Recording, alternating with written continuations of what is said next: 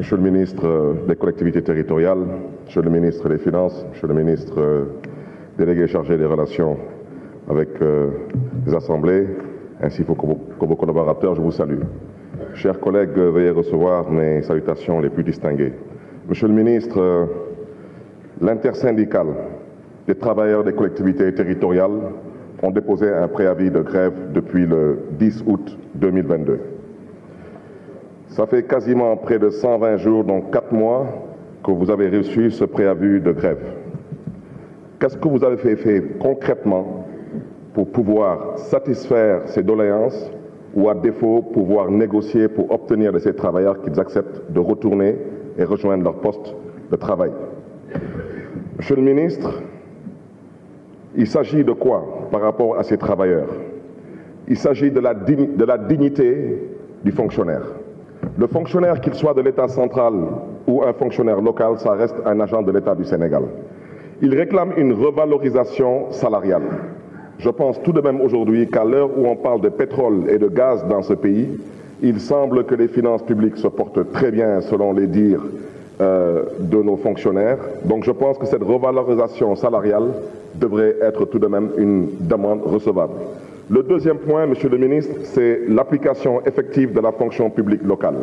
Alors là, j'ai un problème, Monsieur le ministre, parce qu'à la limite, c'est la loi. C'est la loi, et en l'occurrence l'article 29 de la loi sur la fonction publique locale, qui à la limite, vous exige de prendre cette doléance en considération. Alors quand un État refuse de respecter la loi qu'elle a elle-même votée, c'est que ça pose un sérieux problème. Et le troisième et dernier point, c'est l'application de la deuxième phase de l'acte 3, relatif au transfert de ressources. Monsieur le ministre, vous avez entendu tous les députés vous parler du manque de ressources, de l'opposition comme du pouvoir. Ou bien on croit en la décentralisation, ou on n'y croit pas. Au Maroc, il n'y a pas de secret, c'est une question de volonté politique. 33% de la TVA est reversée dans un fonds alloué aux collectivités territoriales. Au Sénégal, depuis plus de 20 ans, nous sommes à 7%. Au moment où on parle de pétrole et de gaz, à quand vous pensez que votre ministère va reconsidérer la dotation aux collectivités territoriales? Monsieur le ministre, vous me permettrez de parler de la volonté du chef de l'État de réorganiser les collectivités locales en réorganisant les organigrammes. Je vais me permettre de faire un plaidoyer pour Dakar. Monsieur le ministre, Dakar, c'est 6 ministères. C'est 6 ministères. Chaque compétence transférée, Monsieur le ministre, est une direction à la ville de Dakar. La santé est une direction, l'éducation est une direction, le sport est une direction. Dakar est la seule collectivité territoriale qui est citée dans la Constitution du Sénégal.